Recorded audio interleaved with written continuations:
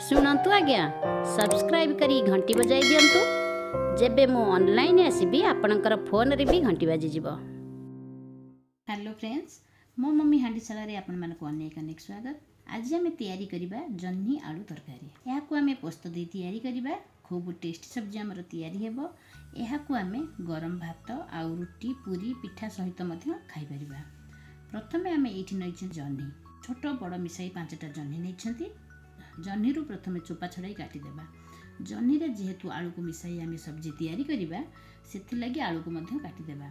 देखि नियंतु एही परि भाबरे जन्नी को आउ आलू को आम काटि दैछंती। जन्नी को काटिकी पानी रे रखिछंती आउ आलू को मध्य। परिबा सब कटा सरी जाइछि। वर्तमान आम सब्जी तैयारी करिबा। गैस रे गोटे कढ़ाई रखिछंती गरम हेबाकू। कढ़ाईटा गरम हे गलानी। कढ़ाई गरम हे गले कढ़ाई रे 2-3 चम्मच दे देबा तेल।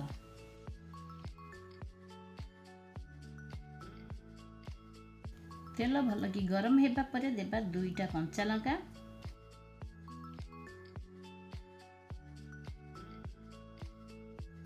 आधा चम्मच जीरा,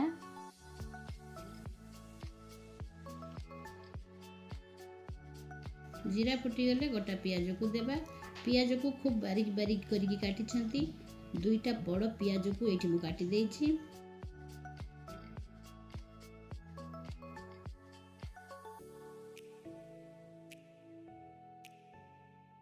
पियाज को आम ये अधा फ्राए हेबा जाए फ्राए करिबा। पियाज अधा अधा फ्राए हे जिबा परे आलू ऐड करिबा।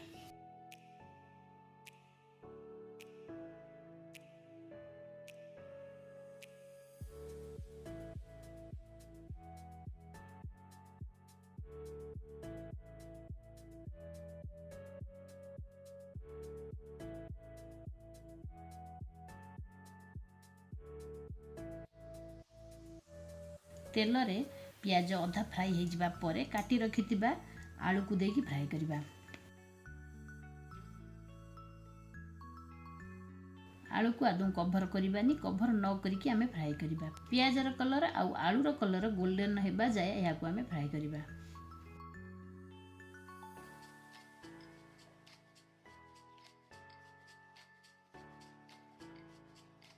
मझरे मझरे गोलाई देउथिबा। वर्तमान पियाज सहित आलू गोल्डन हो गलानी। गोटे चम्मच ये अदार पेस्ट दे देबा। लंका पाउडर गोटे चम्मच, धनिया पाउडर आधा चम्मच, लुण स्वाद अनुसार, हलदी पाउडर आधा चम्मच दे मिक्स करिबा।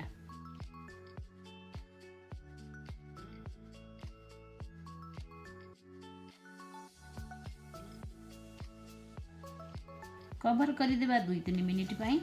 मसला भल कि सिझी जीव। ढाकुणी खोली पुणी गोलाई देबा।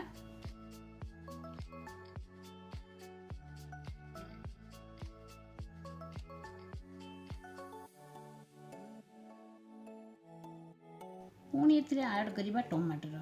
गोटे टमाटर कटा दे देले ए सब को भल कि संतुली देबा।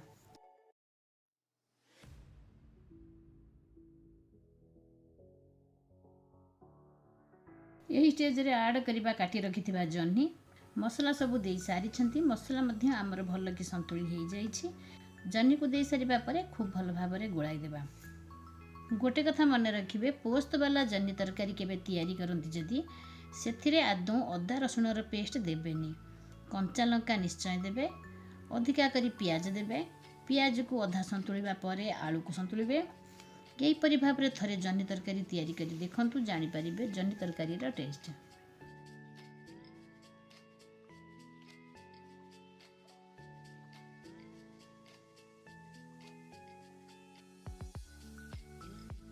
गोलाई सारी छंती। या को हमें कवर करी देबा।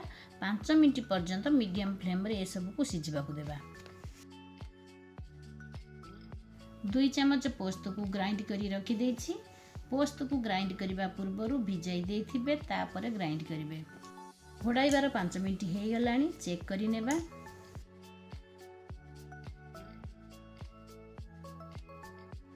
जन्नी रु साधारणतः पानी बाहरी थाए। आमे एथिरे आदौ पानी देई नाहंती। आलू मध्य भल कि सिझी जाइछि।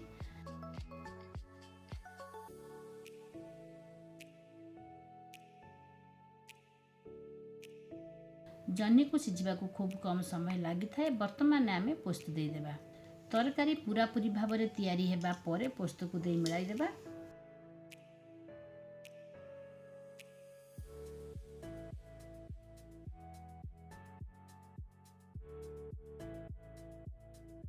यही जन्नी तरकारी बहुत टेस्टी तैयारी होइतिबो। कलर रु आपण माने जानि पारुथिबे पोस्त वाला जन्नी आलू तरकारी आमर तैयारी हो गला। यह गरम रुटी सहित खाइबाकू बहुत भल लगी था। आउ गरम गरम भात सहित मध्य। वीडियोटी पसंद आसिथिले लाइक करिदेबे। वीडियोटी पसंद आसिथिले लाइक करिदेबे। चैनल को जदि जाए सब्सक्राइब करि नाहंती चैनल को सब्सक्राइब करि दियंतु और पाखरे थिबा बेल बटन को प्रेस करि दियंतु। या द्वारा आम समस्त वीडियो नोटिफिकेशन आपण माने तुरंत पाई परिबे। पुणी मिलबा आउ एक रेसिपी सहित। सेते बेले जाए बाय।